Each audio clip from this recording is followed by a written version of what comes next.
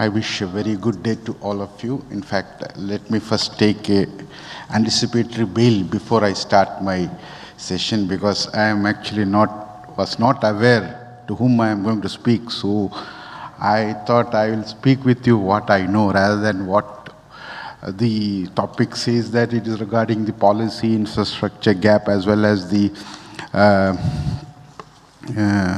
opportunities. But I'm not expert in that, because I know that all of you are much more expert than me on those subjects. So I will just try to quickly give an overview of what are the facilities we provide for the exporters, importers, especially liquid cargo and chemical import. How many of you have been to a port? Oh, majority of you know what is a port. So I'm not going detail into that. I'll just quickly talk about the facilities which we are providing. And in case if any of you want me in between, you can stop and ask anything. Or else maybe after this session, we can have a quick round of discussion. So JNPA, Jawaharlal Port Trust, is I would say, the most premier container port in the government sector in India. All of you may be aware, we are doing something like 56 lakhs of containers per year, 5.6 million TEUs. So here I'm just showing you a small bird's eye view of the port. We have got 5 terminals, like container terminals. This one is from here, right from here up to here is my berth for the containers. In between, I am having a liquid berth, and then I have a small shallow water berth. These are the 2 berths where we are handling liquid cargo. All these berths are used for handling the containers.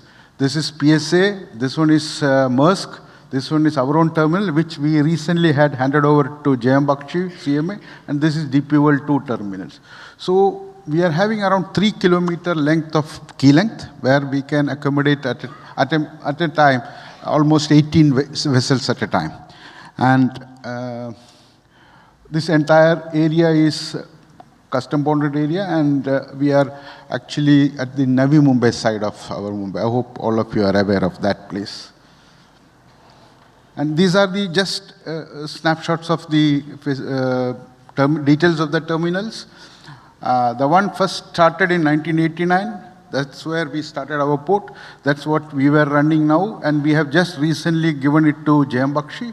The second one came in 1999. This is done by DP World. Then we have our liquid jetty, which is also managed by, or rather operated by, BPCL and IOCL. There we are having all our chemical tankers as well as other liquid cargoes being handled.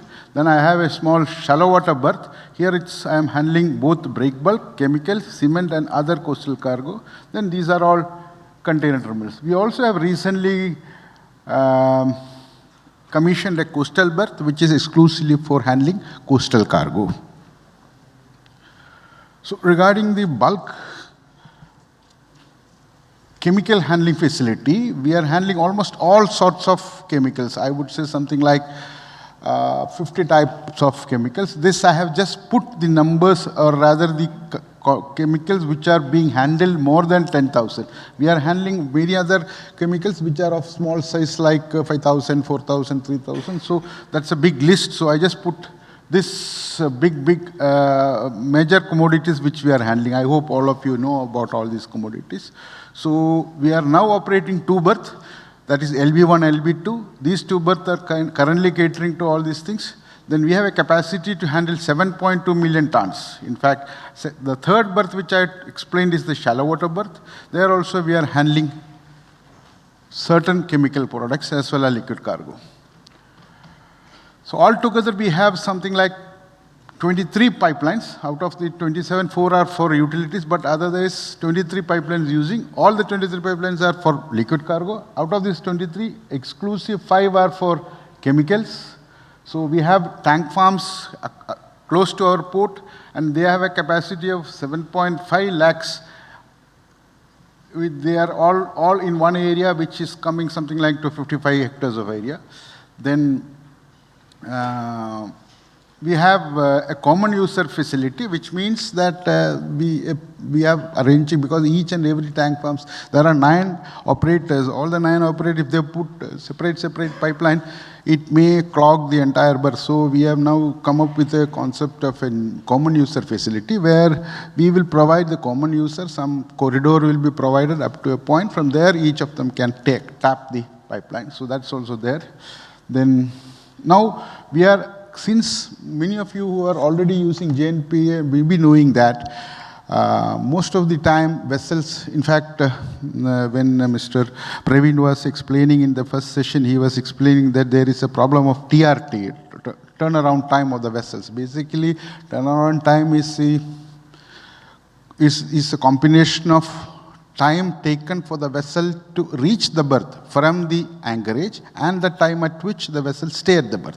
So the second portion, stay at the berth, is not a big problem. I think they are all completing within 12 to 16 hours. But many a time the vessel had to wait because some other vessels are working on the berth, and there are big queue at the anchorage. So that in JNPT nowadays we find there is a little higher waiting time for the vessel. So that's the reason the TRT he was mentioning was right. So we find that the LB1 and LB2 alone may not be sufficient. So we are now going on constructing one more additional 2 berths, LB3, LB4. So this will be commissioned by 2023, next year March. So with the commissioning of that 2 berths, we will be having 4 full-fledged berths, which will reduce the waiting time considerably, and we are expecting that almost all the vessels will be able to get the best berth on the same day of arrival.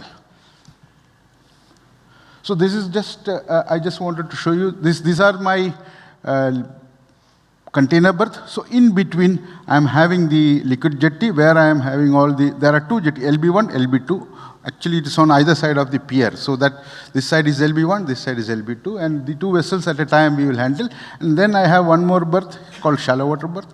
So we are currently handling something like 56 lakhs at this LB1, LB2, and then another 5 lakhs at the shallow water. So this is the current traffic which we are handling. So I was suggesting that 53 types of chemicals at the moment I think we are handling. Many of them, you know that they are all known to you. So we are capable of handling all sorts of chemicals as far as liquid cargo is concerned. And of course, regarding the containerized chemicals also, we are having all the 4 terminals facilities to handle tank containers. I hope you are aware of these tank containers, and even chemicals which are normal containers also, they are also being handled in our 4 terminals. This is just showing you the percentage of, actually, if you look at that, in 2021-22, we had done 12 lakhs. Out of the 59 lakhs, 12 lakhs was chemicals. It's something like 20% of the liquid cargo is chemicals. These are the tank farms which we are having, where almost all of them, except for BPCL and IOCL and Reliance. Reliance also, I think, some sort of chemicals they are using, but otherwise, Ganesh Benzoplast, IMC, all of them, they handle chemicals. And these are the tank farms they are having and pipelines which they are having at our terminal. This is the tank farm area. We are having a dedicated tank farm area. Actually, this road goes to the port. Port is somewhere here, and pipelines are connected to all the tank farms. So we are still having another 7, 8 plots available if anybody is interested to construct a tank farm for this purpose. Still we have facilities to provide. At present, around 54 hectares are available, and in fact, beyond this area also, if required, there are vacant lands available. But at the moment, I think this particular facility may be more than sufficient for the next at least 5 to 10 years. So this is what I was just trying to say, that this is my existing LB1, LB2, and this is the new LB3, LB4 coming up. So this new LB3, LB4 is slightly bigger facility because we can handle bigger ships, because in the previous slide he was saying that the capacity of the berths are so that you are not able to handle big vessels, but in JNPA it is slightly different. We are able to handle vessels which can carry up to 20,000 tons in one single parcel.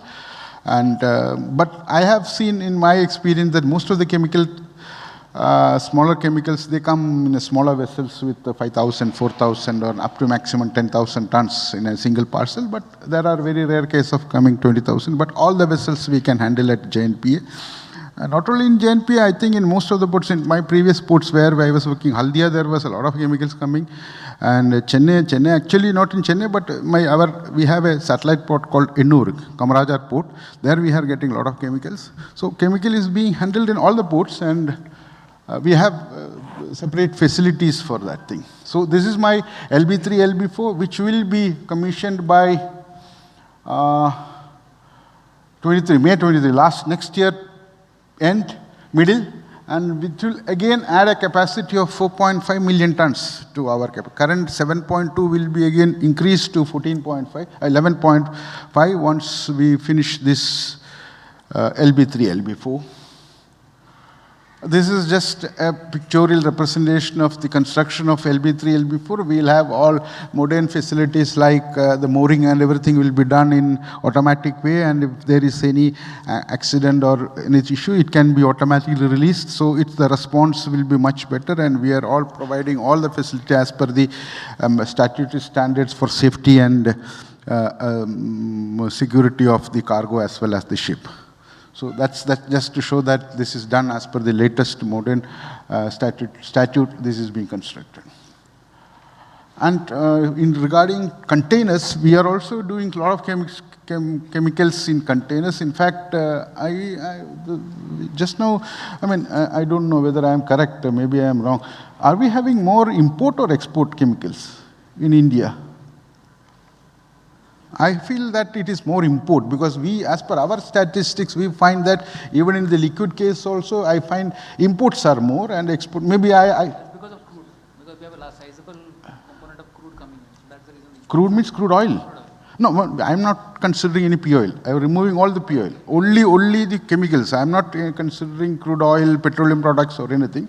Just if I take the chemicals like this acetone, acetic acid, all those things, I find that our import is much higher. Even in the containers, you see, in the last 6 months, from January 22 to July 22, we have 1,87,000 containers imported and 1,35,000 exported.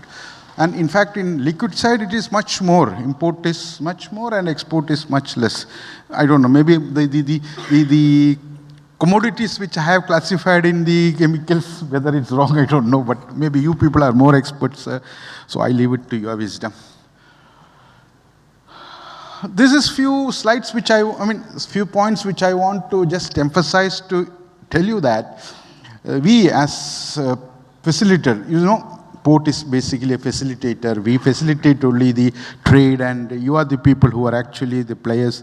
So we are ensuring, or we are trying our level best to provide the best services in different ways. One is like improving the infrastructure. We are providing more and more facilities like liquid jetties, berths, even container berths also we are going ahead with, and we are also, for your information, whether how many of you will be benefiting out of it, but see, JNPA is right on the sea, near the Mumbai, Panvel Creek. But you have industries at places like let's say Varda region, Vidarbha region or Marathwada region, somewhere. There you have to carry the cargo right up to the port for shipment. So we are now planning to start dry ports at remote locations. First two locations one is Jalna and another one is in Varda. So what benefit is that? It is an extended arm of the port to the hinterland. You can leave the cargo there and rest will be taken care by the shipping line and the port. because you need not worry about bringing the cargo up to the port. So this is a new concept. It is just, you might have heard about the MMLP, multimodal logistic program. So it's part of it. So you have all sorts of logistic elements built in for this thing, so that right at the doorstep of the exporter or importer, the cargo and the port is available. Similarly, we have centralized parking plaza and SCs. I'll just show the SCs later. Then regarding the process simplification, I hope all of you are aware about the initiative of the government regarding the direct port entry and direct port delivery, which means the exporter or importer, if he is able to get a status from the customs for directly bringing the cargo into the port from his factory. You stuff the cargo in your factory, seal it, send it directly to the port. It need not go to any intermediate location like CFS or ICD or wherever it is. All the customs formalities will be done at the port or at your premises. That is direct port entry and direct port delivery. So those things we are encouraging in a big way. We are having scanners for reducing the time for examination. We also have laboratories who do the mostly chemicals industry will have to have a lot of statutory laboratory tests which will have to undergo. So for that purpose also, almost all the laboratories we are providing facility in the port area so that it can reduce the time of clearance of the cargo. And digitization, of course, that is the buzzword of the day. So we have almost all the activities have been now digitized. Nobody has to come to the port nowadays. You sit at your home or not at home, anywhere in the world, and you can do the transaction at port. So we have done ERP implemented. Our port is running in full-fledged ERP. We are also having clouds where the stakeholders are registered and you can transact all your documents through port community system. PCS1 is PCX1X and PCS1 is the port community system, which is initiative of the Ministry of Shipping. It's for all the ports in India. They have to connect through PCS. All the stakeholders can register and they can transact all their documents. And you can also view your details in the PCS. This is one initiative which we have done at JNPA. We have started a special economic zone in the port area. It's a big initiative we have done.